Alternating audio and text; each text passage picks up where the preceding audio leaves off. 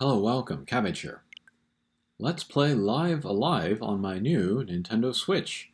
There's a few reasons why I wanted to play this and then also put up videos for it.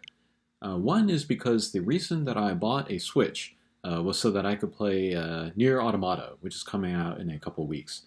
And then just kind of get ready for that, to get used to the process of taking the footage from a console and then making videos from it. This will help me hit the ground running by learning the process now. But also, Live Alive is just a game that I wanted to play. I first heard about it maybe 3-4 years ago. I can't even remember what it was from anymore, but somebody was interviewed, and they were saying that this game was kind of like it had the most profound impact on their life. So I always remembered it from then. But this is a Square RPG on the Super Nintendo from the mid-90s, 1994, I think. And then I did play a little bit on the Super Nintendo, but it never got a international release. It never had an official English version, so I can play that here. And yeah, I did decide to get the English version because although I enjoy Japanese voice acting more than the English, like for menus and things, I want the English. My Japanese is okay, but not enough to get me through an entire RPG. But as we can see here, we can choose from a variety of main characters from different periods in time. So there's a little bit of kind of Chrono Trigger to this. And let's start with the Wild West here.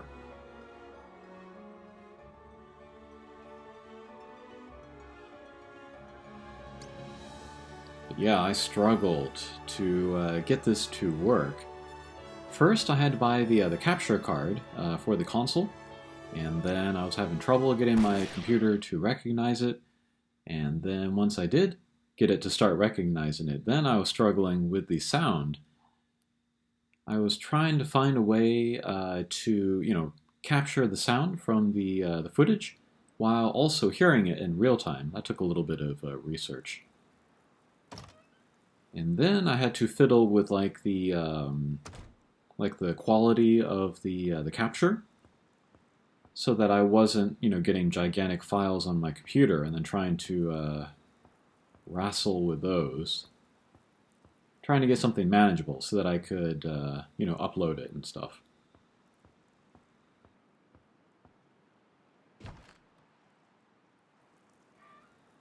Crystal Saloon.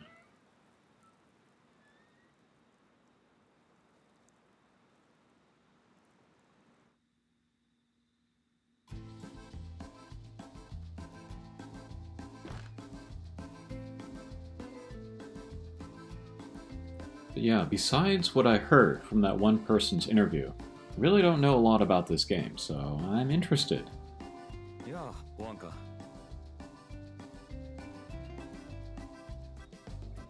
And then it seems that the voice acting, it's not saying the entire line. Master, こいつを貼っといてくれ。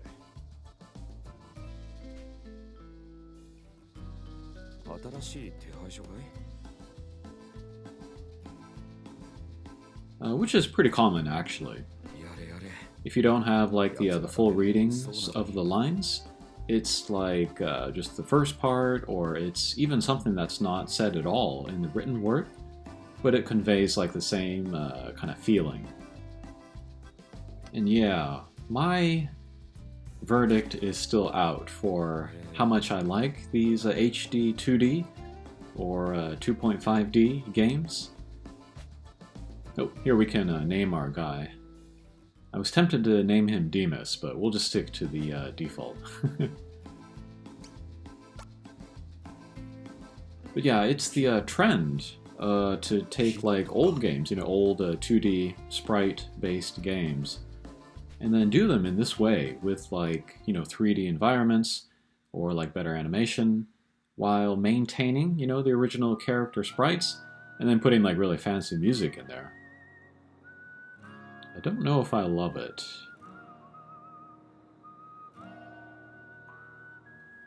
Because, like, in the original graphics, you know, it all looks, you know, of a certain world. But here, I don't know. I don't know if the character sprites, if they look out of place in this more high-definition world. I'd be interested to hear how people think about that.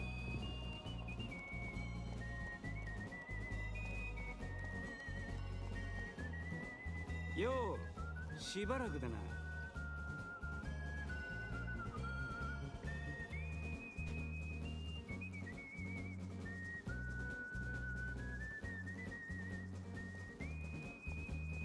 そんな顔するんじゃねえよ。今日こそあんたの逃亡生活にピリオドを打ってやろうってんだ。感謝されて叱るべきだと思うんだがね。I don't know if this is coming across to non-Japanese speakers, but the quality of this voice actor for the Man in Black, really kind of has a strong element of sleaze to it. That's part of the reason why I prefer the Japanese voice acting, is because there is that, pardon the pun, unspoken language.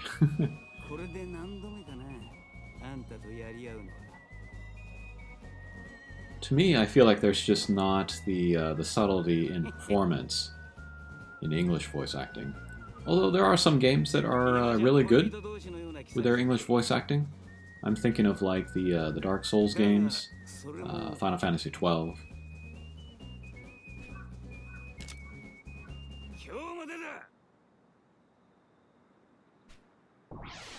Alright, and we got our first battle.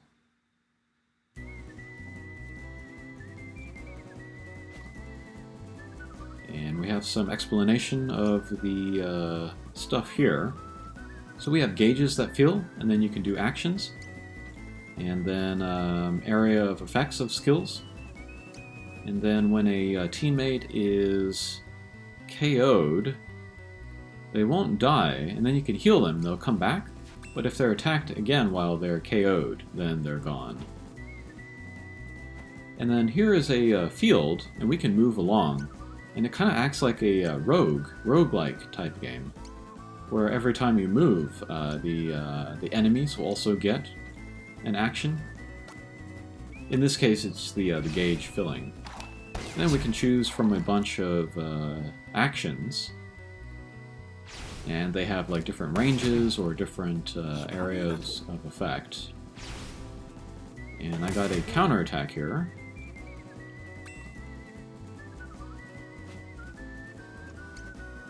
And I'm looking at these skills, I don't see any like magic points. So we might be able to use all of these just infinitely with no restrictions. Okay, there goes Mad Dog.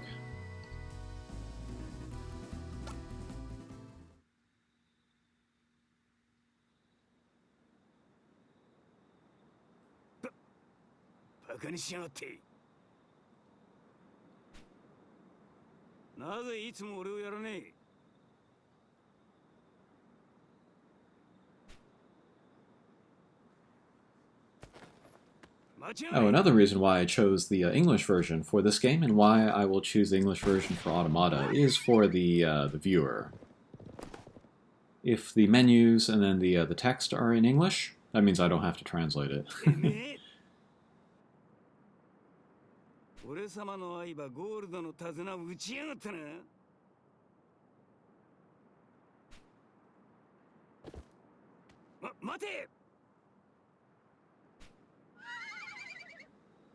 Alright, goodbye, Mad Dog.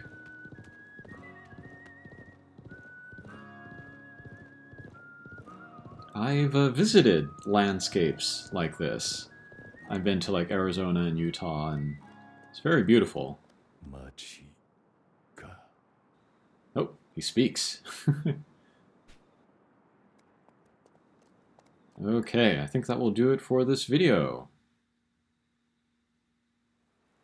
We'll see how much I actually put up of this game, but yes, here it is. Alright, thanks for watching, and we'll see you again. Take care.